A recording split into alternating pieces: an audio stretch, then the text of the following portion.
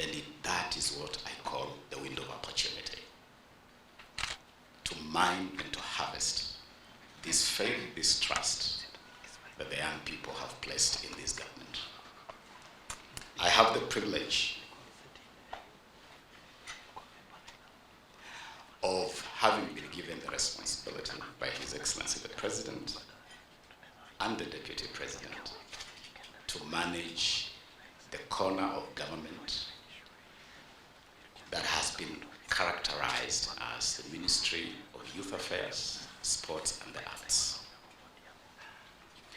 And I want to tell you I am under express instructions of the President and the Deputy President here to help manage the affairs of young people, not outside the box, but entirely without the box, completely without the box.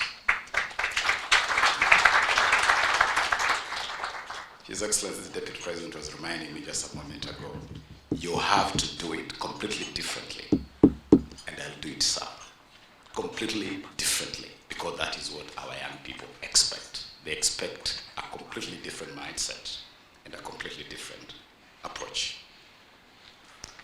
I was listening very keenly as the panel of young people here spoke to us. And I was particularly struck by the words of Beatrice. A young lady told us she's from Kibra. And in her concluding remarks, Beatrice tells us they do not want tokenism. They don't want handouts. They don't want parochial approaches. They want substance. They want sustainability. They want continuity. And that is why I have so much faith with the program we are launching here today. Going beyond the parochial, going beyond tokenism.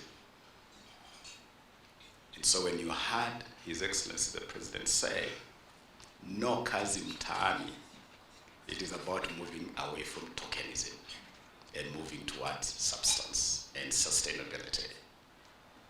And I know that we will indeed replace tokenism with substance and sustainability. Because if you're talking sustainable programs, then you're thinking, if you have an affordable housing program, it is not just about young people doing ile kazi ya mkono, but you're saying if there's going to be physical planning, then we want young physical planners to be on the table. If you have the work of architectural designs of the whole program, you want young architects at the table. You want young plumbers, electricians, and young people with technical skills to be part of this program.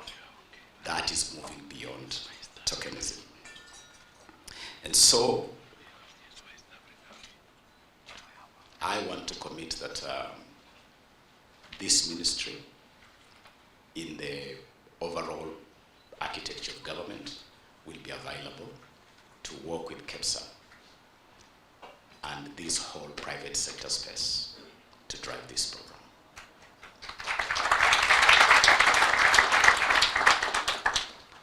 And we also want to deploy the entire space of sports and the arts as you think of other innovative ways to exploit the space populated by our young people.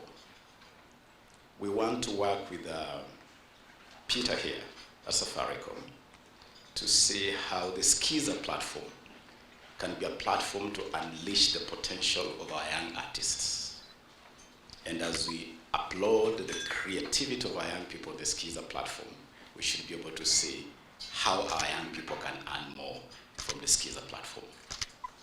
We want to engage the Communications Authority of Kenya to see how they can collect more from media platforms where the creativity of our young people is played out, how that can be transformed, can be turned into sustainable revenue and income for our artists.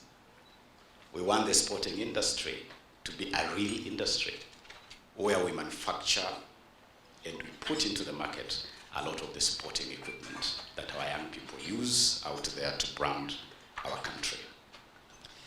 And I really want to thank KEPSA for this partnership.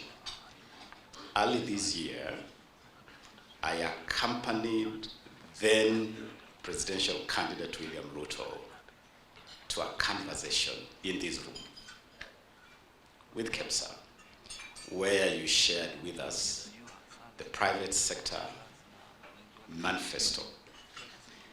And I want to admit that that manifesto did shape the thinking that went into the plan. And so let me just thank you for having made such an incredible input into our planning. And now you are ready to work with government in implementing the plan.